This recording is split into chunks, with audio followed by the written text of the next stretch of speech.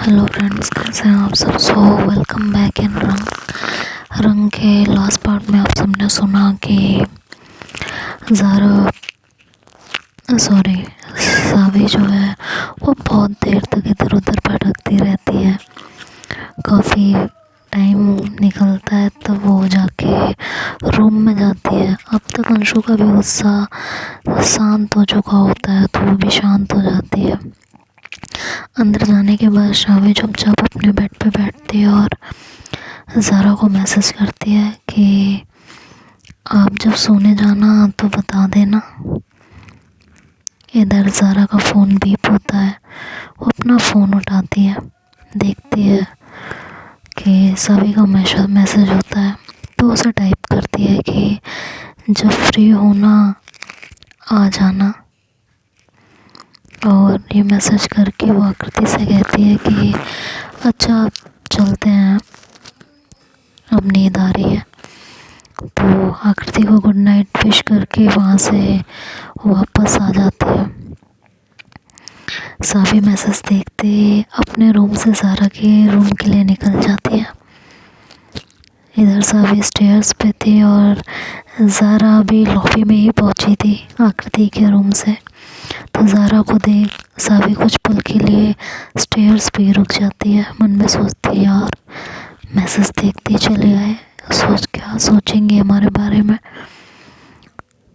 इधर ज़ारा की नज़र सावी पे पड़ जाती है।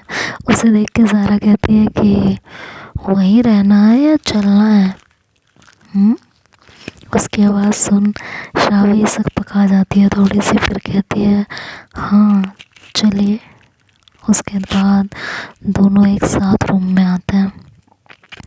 ज़ारा रूम लॉक करती है और सावी वहीं खड़ी रहती है। तो ज़ारा शावी को देखती है और फिर बेड की तरफ इशारा करती है तो सावी बेड पे बैठ जाती है। ज़ारा इस तरह उसे देख के कहती है अब क्या रोज़ ऐसी फॉर्मेलिटी करनी है। सावी कहती मतलब अभी आराम से बैठने को कहा है, तब बैठोगी फिर कहेंगे सही से लेट जाओ, ये सब क्या बार बार बोलना होगा। नहीं वो एक्चुअली वो क्या कुछ नहीं। और ये बोल के शावी बेड पे लेट जाती है। ज़ारा कुछ सामान टेबल से उठा के कपबोर्ड में रखती है और फिर वो भी आके शावी के पास ही लेटती है। ज़ारा सावी के बिल्कुल पास लेटी हुई थी। दोनों एक दूसरे की तरफ फेस करके लेटे हुए थे। जैसे ही ज़ारा शावी के फेस की तरफ अपना फेस करती है तो शावी की धड़कनें उसका साथ छोड़ने लगती हैं। ज़ारा पूछती है दिन कैसा रहा। अच्छा था पर सुबह ज़्यादा अच्छी थी।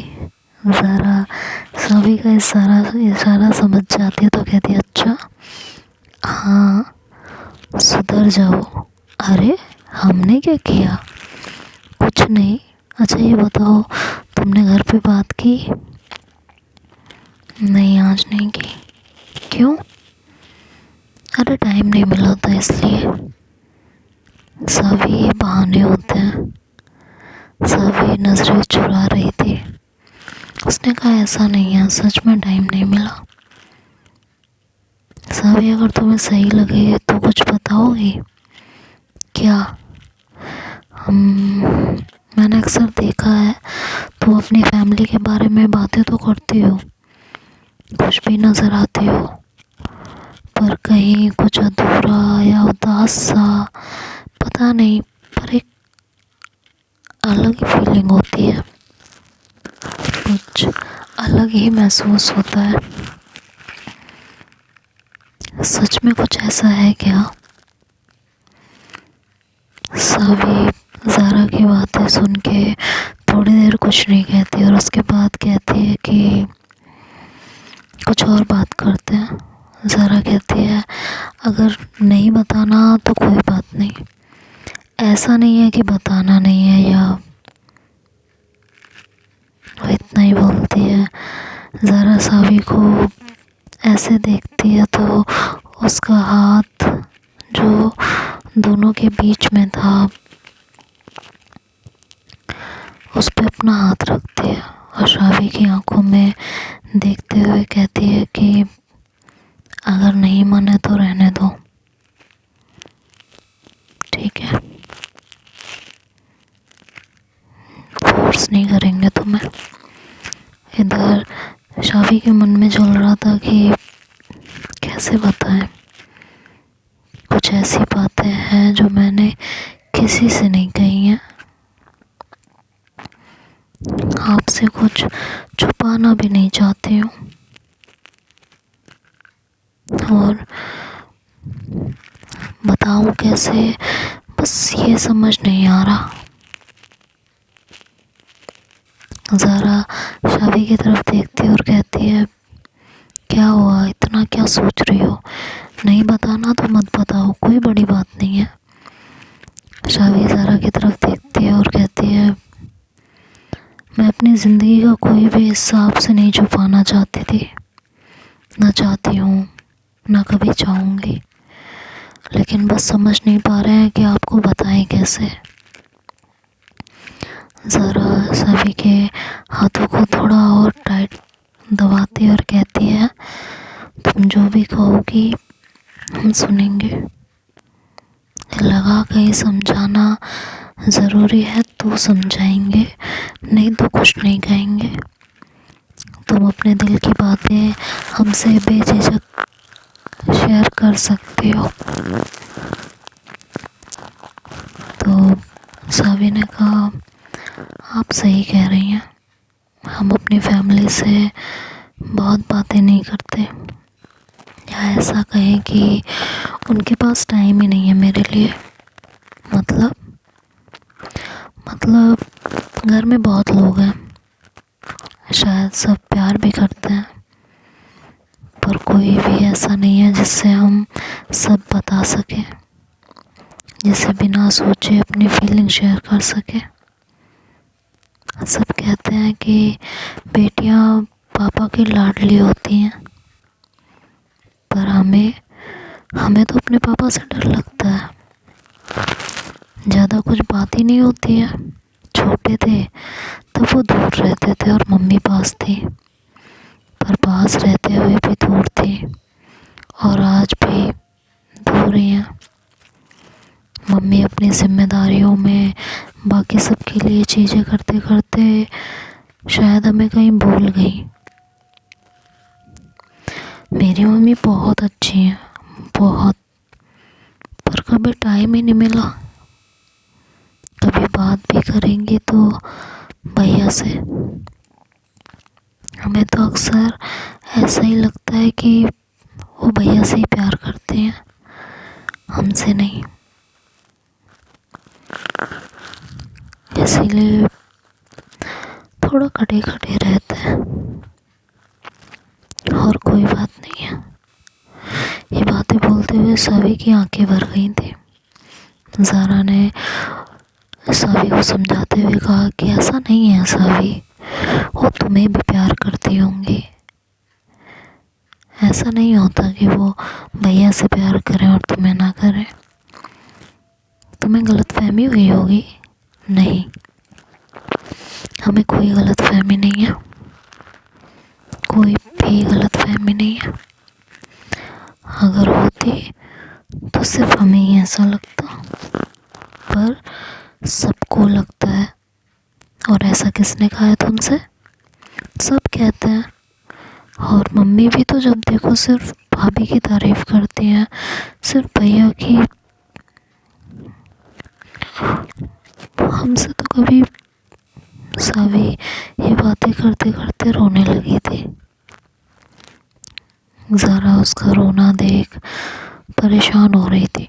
वो इस समय ज़ारा को फ़िलहाल शांत कराना चाहती थी, शावी को सिर्फ शांत कराना चाहती थी। ज़ारा ने शावी को कहा अच्छा अभी चुप हो जाओ, रो रो के पूरा चेहरा ख़राब कर दिया, शांत हो जाओ। लेकिन शावी का रोना बढ़ता जा रहा था। ज़ारा ने अपने दुपट्टे से शावी के आंसू को साफ किया और उसके चेहरे को सुखाने लगी और कहा, चुप हो जाओ, अब इतना रोओगी तो हम भी रो पड़ेंगे। ये सुनते ही शावी अपने आंसुओं को रोकने की कोशिश करने लगी और उसके दुपट्टे से इतने प्यार से ज़ारा शावी के आंसुओं को पोंछ रही थी कि वो अपना दुख दर्द कहीं भूल गई थी और ज़ारा की परवाह उसके प्यार में खोने लगी थी। थोड़ी देर में शावी थोड़ी शांत हुई थी तो ज़ारा बेड से उठी और अपनी कपबोर्ड में कुछ ढूंढने लगी। शावी शांत थी पर खुद को संभालने की कोशिश कर रही थी। थोड़ी देर में ज़ारा शावी के पास आई और बैठी और कहा, चलो उठो। क्यों, उठो तो सही, चॉकलेट खाते हैं। शावी उसका ये बचपना देखकर स्माइल कर रही थी। उसने चॉकलेट देखी तो कहा, यार ये वही चॉकलेट है ना जो हमने आपको दी थी। हाँ, तो आपने तब से खाई नहीं, क्या करें, मन ही नहीं हुआ कि आपसे बिना शेयर किए खा लें। तो बस इंतज़ार कर रहे थे उस दिन का जब हम दोनों साथ होंगे और ये चॉकलेट शेयर करके खाएंगे। पर हमने आपको दे दी, खाना तो चाहिए था। अरे तो खा तो रहे हैं ना, लो आप भी खाओ। ये बोलते हुए उसने शावी की तरफ चॉकलेट बढ़ाई तो शावी ने कहा, हमने हाथ नहीं धुले हैं, मुँह तो धुला है ना। हाँ पर आप क्या, खाओ ना। ये बोलते हुए ज़ारा ने चॉकलेट शावी के मुंह में डाल दी। शावी ने एक बाइट ली और ज़ारा ने फिर उसी साइड से बाइट ली। ये देख के शावी मुस्कुरा उठी थी। उसके दिल में एक अजीब सी हलचल हुई थी। उसे इस तरह देख ज़ारा ने पूछा, क्या हुआ? कुछ नहीं, बस अच्छा लग रहा है। हद है, हुआ क्या है बताओ तो। कुछ नहीं, बस आपको ऐसे अपनी खाई चॉकलेट खाते देख अच्छा लग रहा है। तुम ना पागल हो गई हो, पता है तुम्हें? शायद हाँ, कल जो भी हुआ उसके बाद हाँ पागल ही हो गए हैं। ज़ारा शावी की ये बातें सुन के थोड़ा ब्लश कर रही थी। उसने अपना फेस छुपाते हुए चॉकलेट को कपबोर्ड में रख दिया और बोतल उठा के पानी पीने लगी। पानी पीने के बाद उसने बोतल शावी को दी। शावी जब ज़ारा को ऐसे देख रही थी तो उसे बहुत खुशी मिल रही थी। उसने पानी पी के बोतल टेबल पे रखने के लिए आगे बढ़ी तो ज़ारा के बहुत करीब थी। उसे अपने इतना करीब पाके ज़ारा की नज़रें झुक गई थी। शावी के अचानक से इतना करीब आने से ज़ारा के तो कुछ पल के लिए सांस ही रुक गई थी। एकदम शांत हो गई थी। शावी बोतल रखने के बाद पीछे हटी और बेड पे लेट गई। तब ज़ारा ने जाके गहरी सांस ली, खुद को संभाला और फिर आके वो भी बेड पे लेट गई थी। शावी की नज़रें ज़ारा के फेस पे थी तो ज़ारा ने शावी की तरफ करवट ली और उसे देखने लगी। शावी ने अपना हाथ ज़ारा के हाथ पे रखा और ज़ारा को देख ही रही थी। ज़ारा के फेस पे आ रही वो शर्मीली सी मुस्कान उसे पागल कर रही थी। शावी ने ज़ारा से कहा कि ये जो आपकी मुस्कुराहट है ना, ये मेरे दिल पे बिजली की तरह गिर रही है। ज़ारा अच्छा, तभी तुम्हारे आंखों की चमक और होठों की मुस्कुराहट दूनी रफ्तार से बढ़ रही है। हाँ? तो ये सुन सावी मुस्कुरा चुकी थी।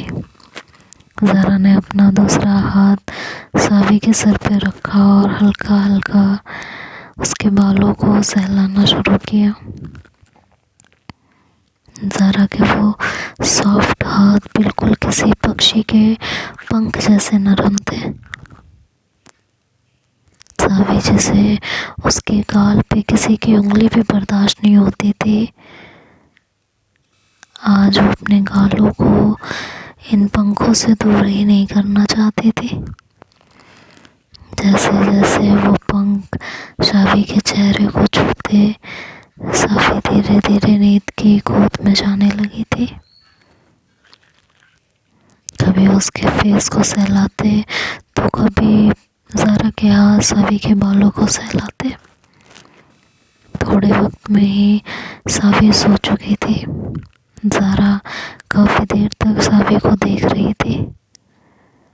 मन ही मन सोचने लगी कि अजीब ही है ना, आज सावी का इतना सुकून से सोना मुझे भी सुकून दे रहा है।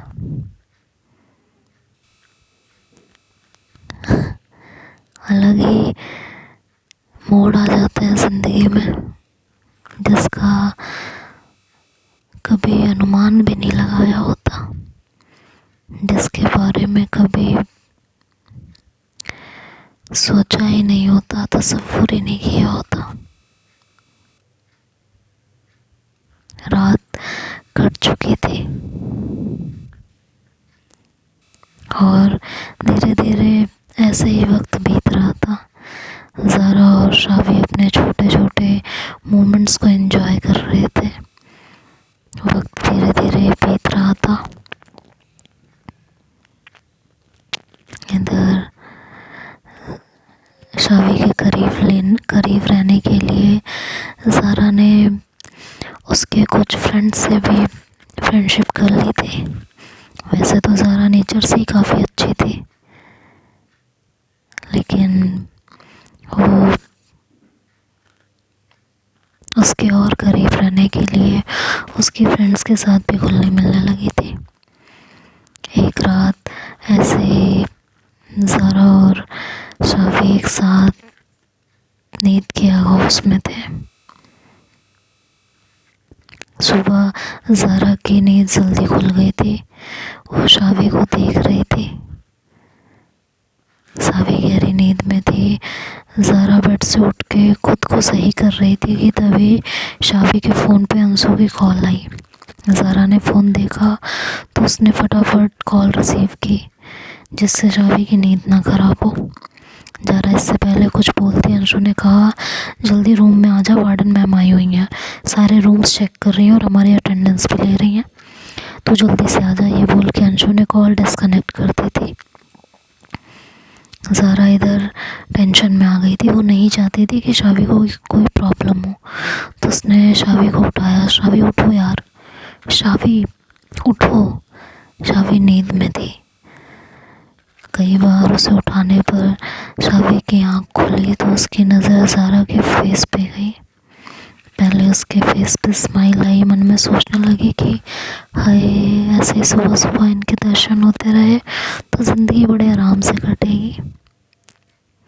लेकिन दूसरे ही पल जब उसने ज़ारा के चेहरे पर परेशानी देखी तो उसने पूछा, क्या हुआ, सब ठीक है ना? हाँ, पर अभी अपने रूम में जाओ। अरे अभी तो उठे हैं, जाते हैं। उठो, जाओ, वार्डन आई है नीचे और सबकी अटेंडेंस ले रही है, रूम में जाओ अभी। सावी ने कहा, इतनी सुबह वार्डन, ये सब बातें बाद में करते हैं, अभी जाओ। सावी ने बेड पर से उठने में थोड़ा वक्त लगाया तो ज़ारा ने उसका हाथ पकड़ के उसे खींचा और उसे रूम से जल्दी से बाहर निकाला। इधर वार्डन्स ने रूम चेक कर लिए थे और सभी स्टूडेंट को फरमान भी सुना दिया था। तभी सावी नीचे आई तो वार्डन जा रही थी। वार्डन ने रुक के सावी को देखा। शाबी ने कहा गुड मॉर्निंग मैम। वार्डन ने कहा कुछ इन्फॉर्मेशन दी है, तुम भी सुन लेना। और ये कह के वहाँ से चली गई थी। हॉस्टल से बाहर जाते हुए वार्डन ने एक फाइनल ईयर स्टूडेंट को बुलाया और उससे बोला कि सभी सीनियर्स को बता दो कि वो जूनियर्स से दूर रहेंगे, उनके फ्लोर पे नहीं आएंगे, ठीक। इधर शाबी अपने रूम में जा चुकी थी। उस लड़की ने जाके सीनियर्स के फ्लोर पे ये बात बताई। इधर शाबी को भी जब ये बात पता चली तो वो शॉक थी। समझ नहीं आ रहा था कि आखिर करे क्या और इस बात पे रिएक्ट कैसे करे। परेशान हो रही थी। इधर ज़ारा को भी जब ये बात पता चली तो उसके भी होश उड़े हुए थे। दोनों ही सोच रहे थे कि ये दिन कितने अच्छे से गुजर रहे थे, पता नहीं ये क्या हो गया। और वाकई उन दोनों के ये दिन बहुत अच्छे से गुजर रहे थे। इससे अच्छी बात क्या हो सकती है कि महबूबा का साथ हो और दोनों एक साथ कुछ वक्त अच्छे से गुजार पाए। पर कहते हैं ना, जब खुशी ज़्यादा हो तो लोगों को रास नहीं आती है। बस यही हुआ था। तो अब ये कैसे हुआ, वार्डन ने ये कंप्लेन मतलब इस तरह का रूल क्यों इशू किया है, ये सब तो नेक्स्ट पार्ट में सुनेंगे। तब तक के लिए बाय बाय, टेक केयर।